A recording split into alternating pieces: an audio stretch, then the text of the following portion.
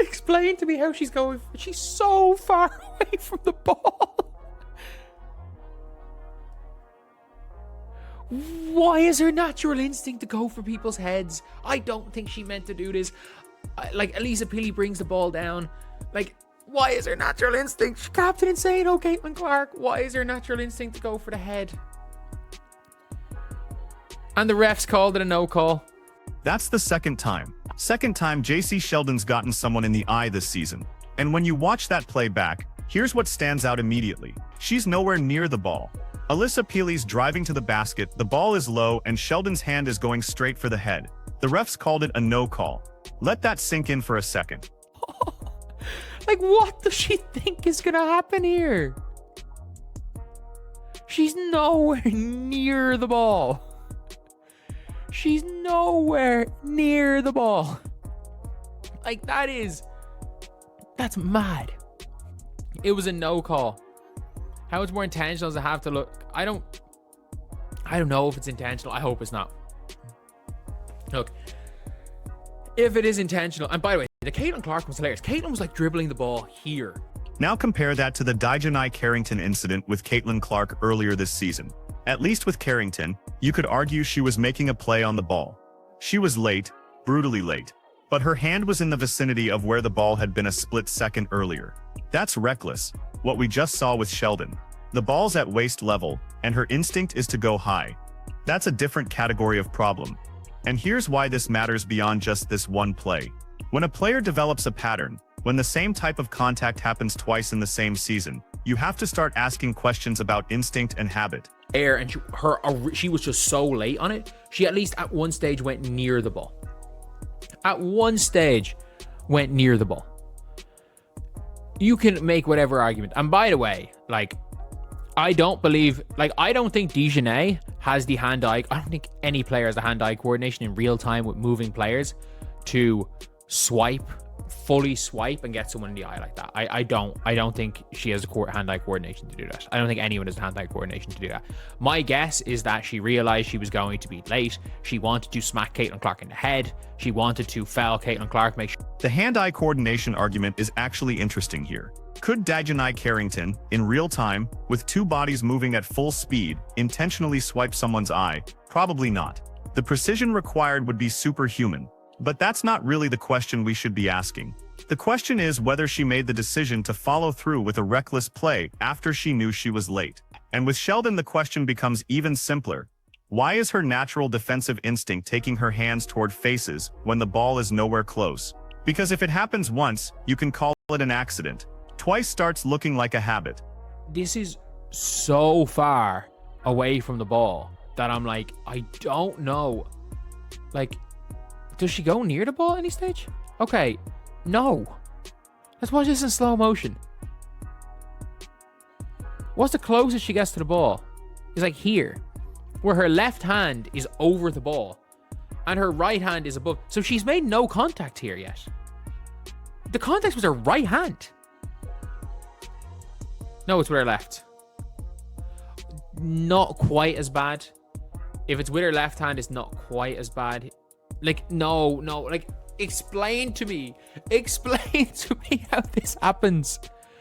And I don't want to, I really don't want to believe that Jacy Sheldon's a dirty player, but at best. Let's talk about the spectrum of physical play in the WNBA.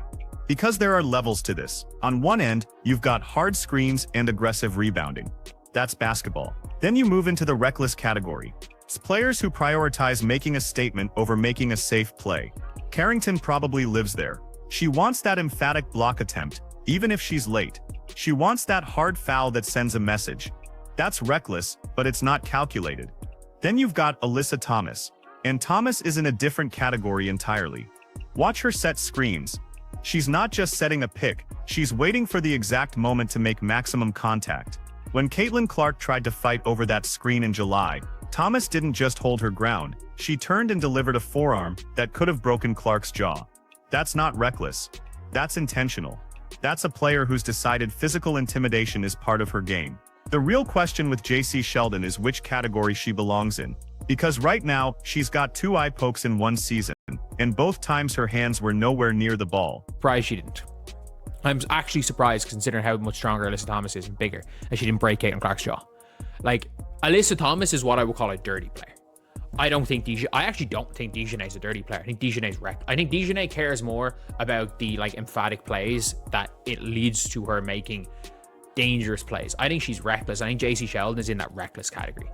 I hope, because I'm hoping that this is just kind of a natural instinct where her hands are going, and I hope that that can be changed.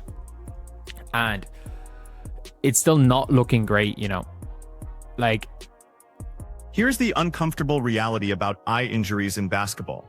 They're not like a rolled ankle or a jammed finger. You don't shake off an eye injury. You don't play through it. One bad poke, one fingernail in the wrong spot, and you're talking about potential vision damage, career-altering stuff. And that's why the WNBA has to take this seriously, even if they want to believe it's accidental, because the pattern matters.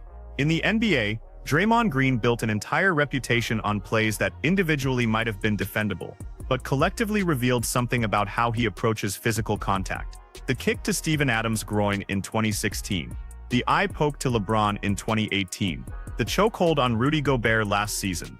At some point, you can't keep saying heat of the moment when the moments keep happening. Sheldon's not at that level yet, not even close, but she's now got 2 incidents in one season where her hands went to faces instead of the ball. That's enough to warrant a serious conversation about technique and instinct. Like, it is a problem.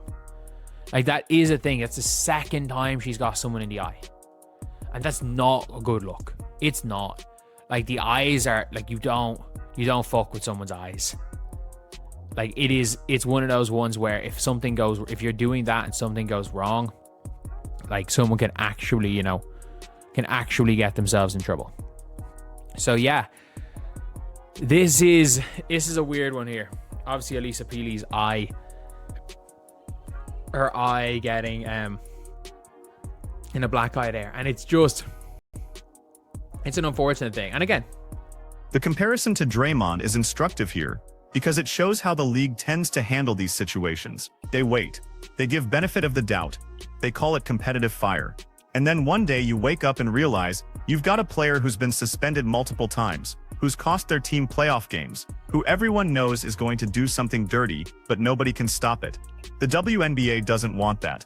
They're trying to grow the game, trying to bring in new fans, trying to shed the narrative that the league is too physical or too aggressive. The last thing they need is a player developing a reputation for dangerous play, especially when it involves something as serious as eye injuries.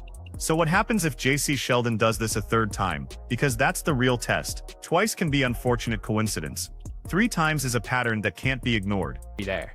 Alyssa Thomas, chokeslam Danger Reese. Like, Alyssa Thomas has done enough that I'm okay with putting her there. Just like in the NBA, I'm only putting Draymond in that category. Like, I'm not putting, I don't know if you can recall anyone. Obviously, like, if we go in the past, the likes like Bill Laimbeer is the dirtiest player in history. But like right now, Draymond is the only player that I think is like I think is genuinely a like dirty player. And I really do hope when it's all said and done. Let's look at what the league's options actually are here. They could issue a warning, pull Sheldon aside, review the tape with her, make it clear that a 3rd incident will result in suspension. That's the soft approach. Or they could be proactive, mind her now. Make it clear that the pattern has been noticed, even if they're not calling it intentional yet. Send a message to every player in the league that this type of contact won't be tolerated, regardless of intent. The problem with waiting is that you're essentially gambling with someone's eyesight. You're saying, let's see if it happens again, when the stakes are someone's ability to see. That's a tough position for the league to be in, especially when player safety is supposed to be the top priority. I hope there's just two unlucky like situations that happen, because it can happen. But if this happens a 3rd time, you're like, shit, if she gets a 3rd person in the eye, then it can be then it could be a rough one. So yeah, that is that's pretty much it, lads. That's pretty much it. Let me know what you guys think in the comment section below. I hope that this isn't intentional. I hope that this is just a a slip, but like she's nowhere near the ball. And I get it, this could happen in basketball, but it's happened twice where she's been nowhere near the ball and got someone in the eye. Here's what makes this entire situation so complicated. Nobody wants to believe that players are out there intentionally trying to hurt each other. The WNBA has worked hard to build a culture of respect and professionalism. These are elite athletes who've played together in college, on national teams, in overseas leagues. They know each other. They respect the game. But physical play exists on a spectrum, and sometimes that spectrum includes plays that cross the line. Sometimes it's heat of the moment. Sometimes it's poor technique. Sometimes it's a player who hasn't been coached properly on how to defend without being dangerous. And sometimes, rarely but sometimes, it's a player who's decided that intimidation is part of their toolkit. The question everyone's trying to answer with Jacy Sheldon is where on that spectrum she falls. Is this a coaching issue, a technique issue, an instinct issue, or something darker? Right now, the evidence suggests reckless at minimum. Her hands are consistently going high when they should be going for the ball. That's either poor defensive fundamentals or a conscious choice to play physically at the expense of safety. Either way, it needs to be addressed before someone gets seriously hurt. The league has a responsibility here. The coaches have a responsibility, and Jacy Sheldon herself has a responsibility to look at these two incidents and ask herself some hard questions about her approach to defense. EBA to look in one step. Because if there's a third incident, if another player gets poked in the eye by Sheldon, the conversation shifts from is she reckless to why is she still on the court? And that's not a conversation anyone wants to have. Not the league, not her team, and hopefully not Jacy Sheldon herself. Because at the end of the day, this is about more than just basketball. This is about player safety. This is about careers. This is about vision. 2 incidents is concerning. 3 would be inexcusable. So the real question isn't whether Jacy Sheldon is a dirty player right now. The real question is what she does next. Does she adjust her technique? Does she become more aware of where her hands are going? Does she take responsibility for the pattern that's developing? Or does this happen again? Because if it does, we'll be having a very different conversation. And by then, it might be too late for someone's eyesight. So what do you think? Is Jacy Sheldon reckless, dangerous, or just unlucky? And more importantly, what should the WNBA do about it before someone gets permanently injured? Drop your thoughts in the comments, hit that subscribe button, and let's keep this conversation going. Because player safety isn't optional. It's everything.